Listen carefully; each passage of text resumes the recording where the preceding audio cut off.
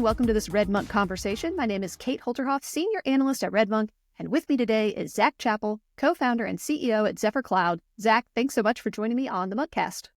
Hey, thank you for having me. All right, so let's start with an introduction to Zephyr Cloud. What problem do you solve? We basically help people get to production at the speed of thought. So I think that's kind of the easiest way to sum it up. Okay, well, so for folks who are a little more technical, Monkcast, we've got a mixed technical and business audience here. So I want to make sure that we're offering, explanations that are going to make sense to everyone here. So we got the pitch of what it is that Zephyr Cloud does. Talk to me a little bit about, brass tacks. What is it that, you're actually doing behind the scenes in the stack?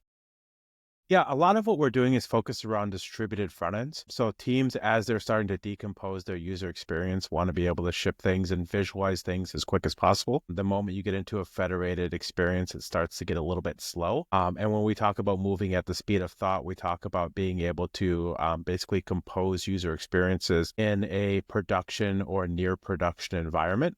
And Zephyr allows you to do that by publishing those versions of those remotes directly to the customer's edge. We're able to, most of our releases at deployments are about 300 to 500 milliseconds. So it's about as fast as a local host development, except you get to see what you're working on in production or staging or wherever your company lets you. All right. And for folks who aren't familiar with micro front ends, how would you define that? So micro front ends are kind of like the way I usually describe it is when you started to decompose monoliths in the back end to microservices. A micro front end is anything that you want to be able to ship or use at a different velocity than the rest of your platform. Things that are low churn or high churn are things that are prime candidates for micro front ends. That could be something like the header, product listing page, or something like that. Headers usually decompose because you don't deploy it and change it as often. Things like a product listing page, you decompose because you change it very often. So anything that you want to decompose. Okay. Yeah. And modularity is so important in so many architectural patterns. Does the micro front end pattern complement other architectural patterns, or is it just kind of doing its own thing? It goes really well with like a microservices pattern too. We see a lot of people doing, microservices and BFFs, so backends for the front end, and then micro front ends. They do that across their entire stack. And a lot of architects tend to like that because, the patterns match all the way throughout the entire stack, and it makes their diagrams a lot easier. Yeah, that makes sense. All right. And, I speak to a lot of front end and mobile developers who are very vocal about the pain points and bottlenecks that they're encountering in their own workflows here. Just to name a few, the App Store creates a lot of friction. Also, the decision-making around whether or not to use PWAs. I've written a little bit about this. I'm interested in how Zephyr Cloud is empowering mobile developers. Yeah, that's something we're going to be talking about during our launch week that hopefully this podcast airs during. So one of the things that we did recently is we worked together with the CallStack team and something called Repack, which allows you to be able to use module federation on mobile. And the really exciting thing about that is it allows you to do over-the-air updates really easily and in a modular fashion. So traditionally with mobile applications, you have to use either App Store publishers updates to be able to get new versions of your application out, or use something like Code Push or I think Ionic has one, and then Expo EAS. Like those kind of tools can help you to do over-the-air updates. With Zephyr and Module Federation, we can do the same thing, except it's leveraging your infrastructure. So if you have a CDN like, Akamai or Cloudflare or something like that, you could hook that up to Zephyr, and now your over-the-air updates are served by your infrastructure rather than ours or some other third party, which for security reasons is kind of a nice thing. Right. And you've mentioned module federation a couple times now. For folks who aren't familiar, what is that? So the way I like to talk about module federation, I always go to the back end because people know back end analogies a lot more than they know front end analogies, it seems like. Module federation is like Docker for the front end. That's how we encapsulate different pieces of functionality. A lot of the APIs are actually similar, what you expose, what you consume, as well as some like lifecycle hooks and stuff like that. That's what module federation provides. And it's just a series of tools on top of your bundler. And yeah, that ties in really well with what you were saying about microservices being a complementary pattern. Okay. So let's pivot to talk about how front-end developers are encountering Zephyr Cloud. So I'm really interested in how you work with different frameworks. And I'm thinking of like single-page applications like React here. So there have been so many innovations in the space. It's a full-time job to try to keep up with all the things that are moving and shifting and, different versions, things like that. But many of these frameworks, they're intended to optimize, where compute is happening, the server or the client. And a lot of the sort of moving forward in this space has been focused on how we're going to reduce the amount of JavaScript that's ported into these apps. I'm thinking of hot module reloading, which means that instead of like requiring a full page reload, you're providing real-time updates to modules in, applications that are actually running.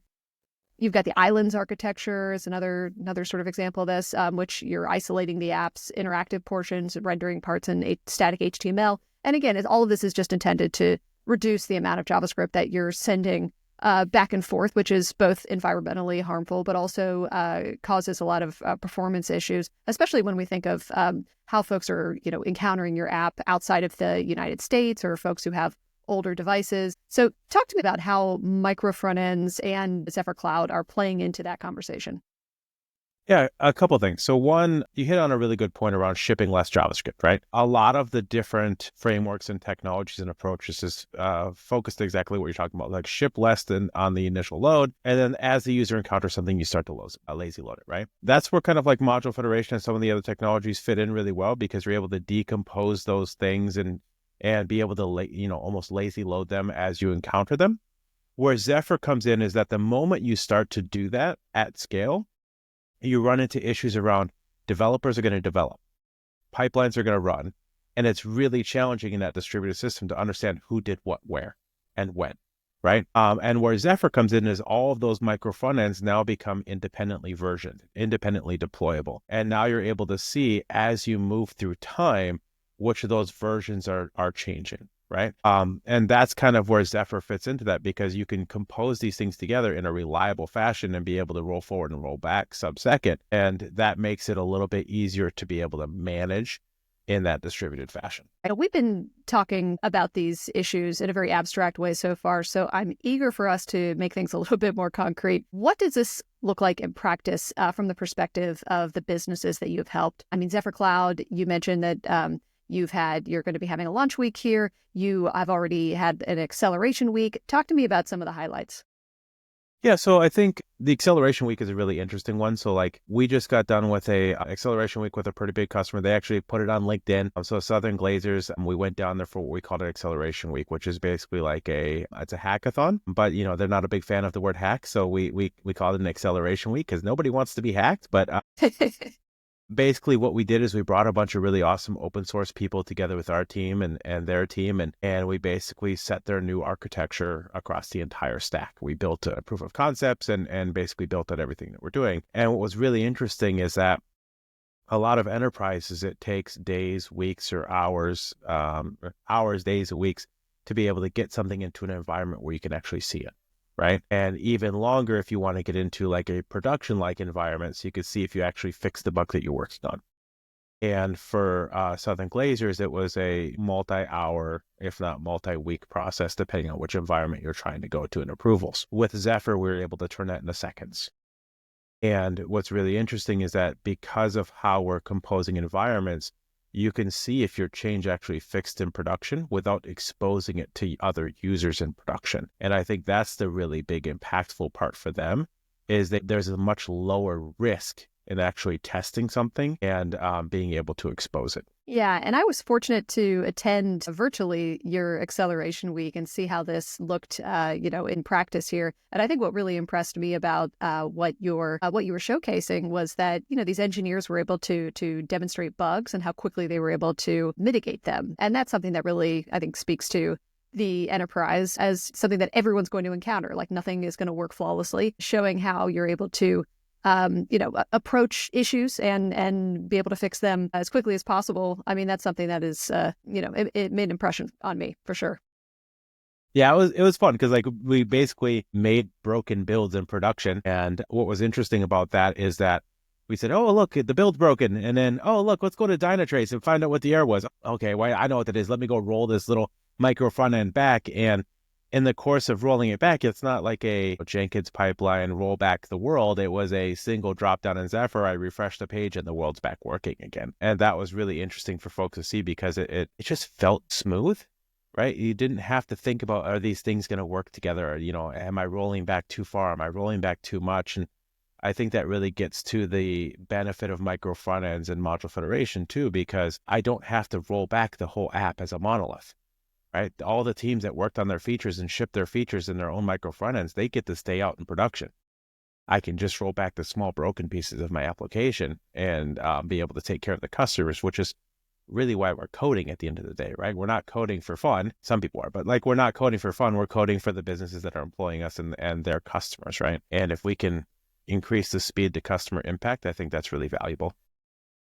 Yeah, I agree. And I think a lot of times when we're practicing on new technologies or trying to demonstrate the value, we focus on greenfield projects. And so being able to show a brownfield production environment and that you're able to make these changes quickly and, make sure that you're able to sort of isolate the issue and instead of having to sort of go nuclear on it. I could just tell that the audience was very impressed, and it sort of signaled to me that there's that these were dragons that they had been encountering in the past, and that this new architectural pattern, and with Zephyr Cloud's help, you all were able to approach that in a really novel way, in a way that was making a big impact for them. Yeah, and we talked about the whole stack too, which I think was kind of surprising to a lot of folks, because usually when we talk about these things, it's just web, right? But then we did web and mobile and BFF, and we were doing these changes and doing hot module reloading, like you mentioned, on Lambdas that were running in AWS. And I think that's scary to a lot of people, but at the same time, it's kind of cool to see what's possible. And being able to use these patterns across the entire stack was a really, really fun. And you had mentioned that these developers were open source developers. What is Zephyr Cloud's relationship to open source? A really good one. So Dimitri, my CTO and co-founder, and I, we're both part of the Module Federation core team together with Zack Jackson, who's the guy who actually created Module Federation. Zack Jackson is one of our founding members and one of our advisors and investors. So basically the vast majority of the core team are part of Zephyr. And so we care deeply about open source. The company Dima and I come from, Valor was founded in open source. And it was our open source work that got us to Zephyr. So really, really passionate about the open source community. And we're going to be actually open sourcing some parts of Zephyr as well, in particular around like cloud providers and bundler integrations. Obviously, the platform itself will never be open source, but because, we're a SaaS platform and we're, trying to build a business, but we do want to make sure that we continue to give back to open source, because that's why we're here. I know that's going to be music to a lot of developers' ears there. So the reality of enterprise development, it's very different from what it was 5 to 10 years ago. And so, we can't get out of this conversation with talking about AI at least a little bit. So I'm curious what you're seeing around AI and how you're positioning your clients to meet those challenges. Yeah, there's a couple things on that. So one, you mentioned like we haven't changed very much in enterprise, and it's funny because most of the development industry hasn't changed. So we're still like basically FTP a zip file somewhere, right? Yeah. And that's basically what most of the cloud providers do. They take the zip from your GitHub and then they build it and then they FTP it to their servers, right? Where it gets different is with Zephyr and being able to decompose and version things and all that. That gets really interesting. And that fits into the LLM conversation too, because a lot of people talk to us about generative UI. Like, how am I going to use generative UI in a reliable way, because they're not comfortable enough to let it just, roam on their user experience because they don't know what's going to happen. When you start to use generative AI together with Zephyr, now you kind of have that security of being able to version things, understand the impact, and be able to roll back much more easily. And then when you can unleash it on smaller pieces of your application at once, it also reduces your risk, right? Because we all know one of the problems with AI is context, right? Being able to keep the entire context of the entire application in the window is a challenging problem, right? And everyone's always trying to get larger and larger context. If you can unleash your generative AI on a much smaller portion of your application and be able to iterate on that much quicker, then you're able to turn that into business impact. And that's kind of where I see that going, is using tools like Zephyr to decompose the user experience into something that is consumable and iterable on your AI. And then being able to track the impact of those changes through Zephyr and your other tools to be able to see if it's really making it better or worse. I like that. And so Zephyr isn't planning to incorporate AI into its internal functions in any capacity. Do you guys have a chatbot on your docs? Like, are you going that route at all?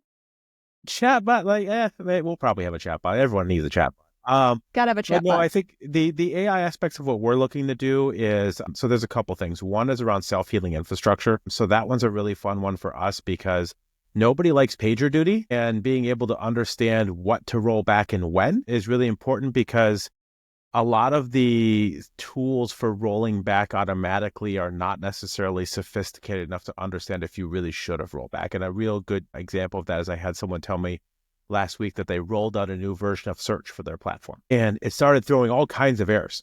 So they rolled it back. What they didn't know until several days later, that was actually converting at a double-digit percentage higher. So they were making more money, but they were also throwing more errors, and they rolled it back. You might not have cared about those errors. You definitely cared about the double-digit growth of your business, right? And for some businesses, that's really important. For other businesses, they may say we can't have errors because we're in compliance or whatever kind of industry that makes sense, right? You always want to roll back. But for like e-coms and stuff like that, if you're converting higher, roll forward, fix the errors. Don't roll back the thing that's converting higher, right? And that's kind of where our self-healing infrastructure will get really interesting. And the other part is around understanding developer productivity and impact. There's a lot of things that we can do there. A lot of people are trying to measure that, but with Zephyr, we actually have the ability to do it what I would consider properly. And it's measuring the things that matter to the business, not things that are arbitrary, like pull requests or lines of code changed or story points moved like that. Those are things that don't actually matter. People will try to tell you they do, but they don't. It's the impact of those changes that really matter, either to the other people on your team or to the customers at the end of the day. That's phenomenal. We're about out of time, but before we go, how can folks hear more from you? What are your preferred social channels, and are you or the Zephyr Cloud team planning to participate in any events in 2025? So Discord, X, YouTube, Slack, we're everywhere. We have a Discord channel. I'll make sure we get that into the show notes. I think that would be really helpful. Obviously, you can find us Zephyr Cloud IO on X. We do a lot of stuff on there. Me personally, I'm there as well. And yeah, we're going to be, I think Render ATL is one of the first conferences we're going to be speaking at here in Atlanta, where we both are. Yes. And I know there's a couple other conferences on the docket. So I think that one will be the funnest one. It's one of my favorite conferences. So, we'll for sure be there. And then the rest of the schedule will probably get posted on our website. All right. Fair enough. I've really enjoyed speaking with you, Zach. Again, my name is Kate Holterhoff, Senior Analyst at RedMonk. If you enjoyed this conversation, please like, subscribe, and review the Monkcast on your podcast platform of choice. If you are watching us on RedMonk's YouTube channel, please like, subscribe, and engage with us in the comments.